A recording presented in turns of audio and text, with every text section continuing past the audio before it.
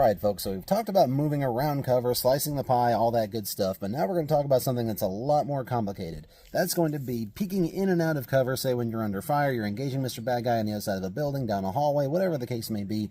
One way or another, you are now forced to move in and around that cover and engage him just like we did during the pistol series. Now, as I talked about before, when you're using a handgun, it's very easy to pack the gun in, compress it fully into your body. Now you have almost complete freedom of movement.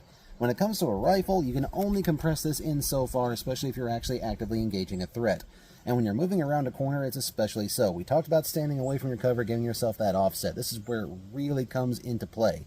Now, mainly, one of the big problems with using a rifle is when moving in and out of cover while minimizing your target signature, the size of your body that the enemy can see while you are using this cover, like so.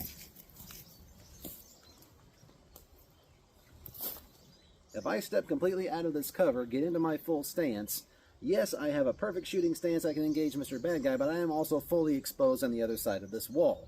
To avoid that, just like we talked about with the pistol, you have to be able to use your legs, kind of lean in and out if you're on your dominant side. This is where dominant and weak sides come into effect, just like before.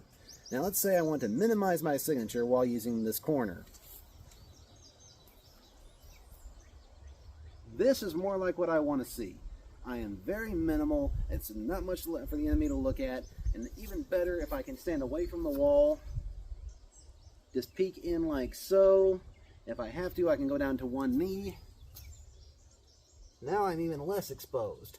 I can get a shot on the enemy from a much safer position. There's much less of me exposed. I have a far less chance of taking a hit than I do of taking out Mr. Bad Guy.